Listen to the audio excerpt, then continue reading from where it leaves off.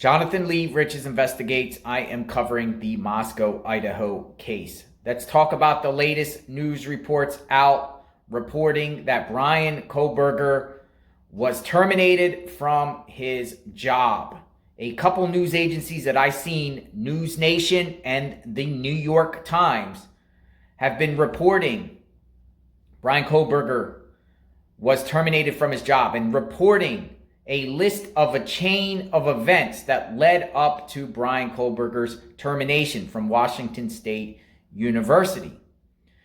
I digged in deep on these reports because they're using sources in these articles and sources in these reports. New York Times, News Nation. But let's talk about New York Times, right?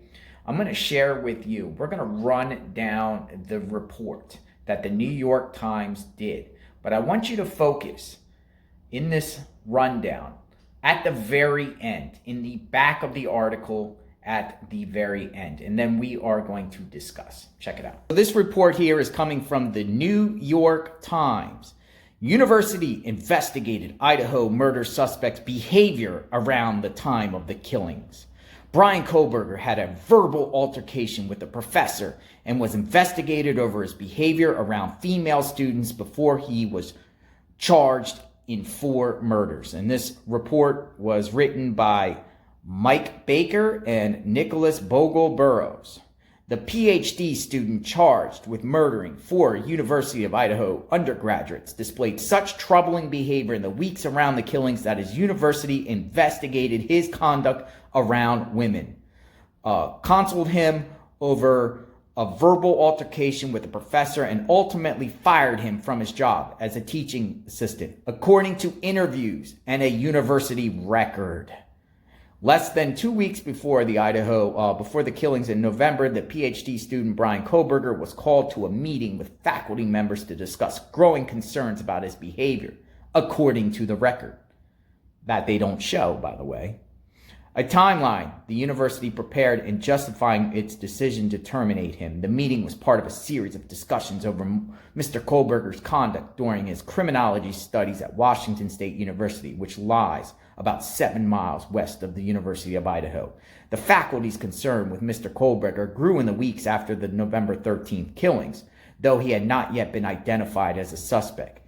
Mr. Kohberger, from his teaching role in December shortly before his arrest, according to 3 people familiar with his time at the university, in a former letter to Mr. Kohberger informing him that he had failed to meet the conditions required to maintain his funding under the program. So they're using 3 people familiar, they don't name, and then this letter record.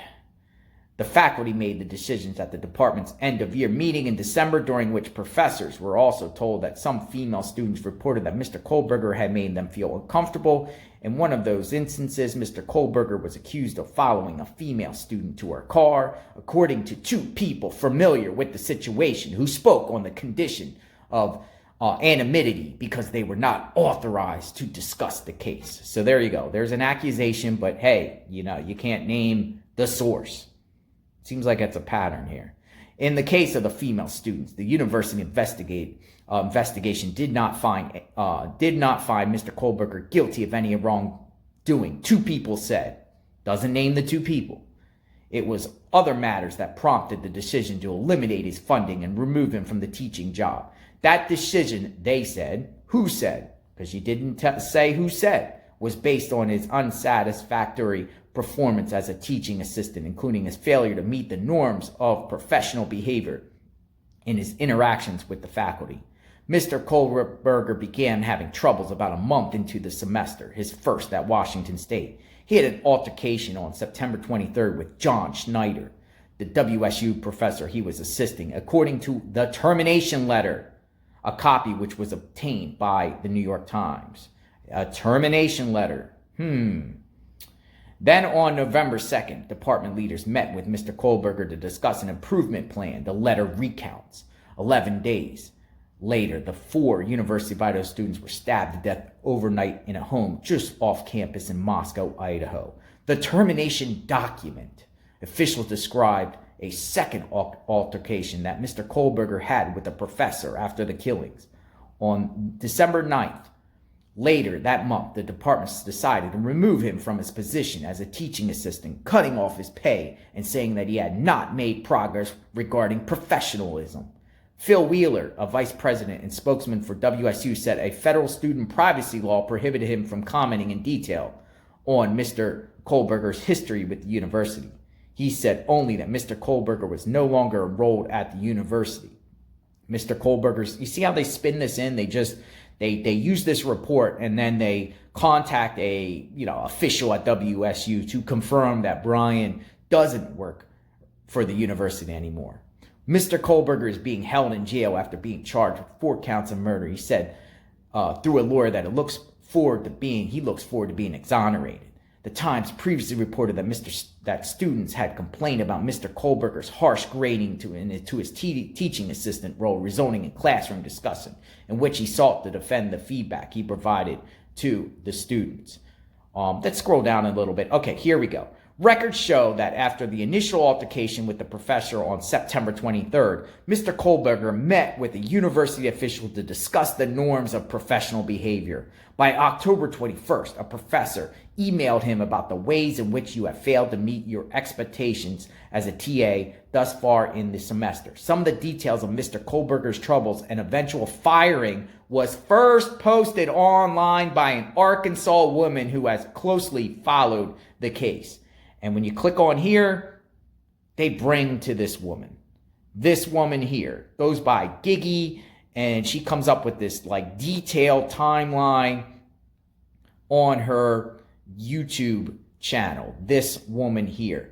So they're using this woman here as the source of this firing, where she talks about a letter, a termination. Many unnamed sources in this article. And then when they do reveal a source, they claim the person that first put it out there, the termination letter, was a woman from Arkansas. And they are referring it to this woman here. So this woman has been around, I've noticed, since the beginning of the Kohberger case. But she makes some very outlandish, bizarre claims about things. For instance, this. I'm really just making this video so that I can use the hashtag that I'm asking somebody who has somebody in the FBI to just keep up with, because I did make a short. This stuff really matters to me, because I know this is going to go on my page. I'm going to make sure that I'm clear. First of all, if you're seeing this video, oh my God, okay, grandbaby's got ice cream. I'm going to say this, and I'm going to make sure and use the hashtag. If you have a contact inside the FBI, I've been holding back, really pressing in on this, because the video only has a few views, and this man almost died. And he's sharing his near-death experience. And in my heart, I wanted to protect him. But the stuff is just lining up too much. Trifolium Girl, when I watched your video talking about American Psycho, about the mercy stuff, about the obsession, about the OCD, about how he fits that profile. And then I go back to Bryan Kohberger's uncle's video of his near-death experience. It could be absolutely wrong. 100%. But what if? I don't know how to better explain it than to tell you that she's got a red tree.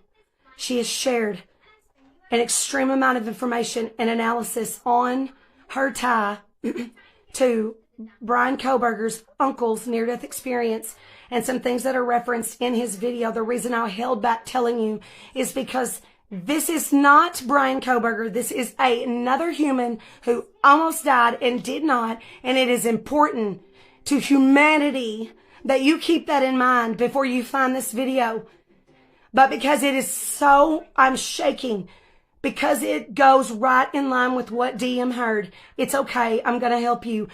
Trifolium Girl, the video that the girls made with The video where the girls have made the American Psycho Patrick reference. I'm going to tell you my source before it even airs.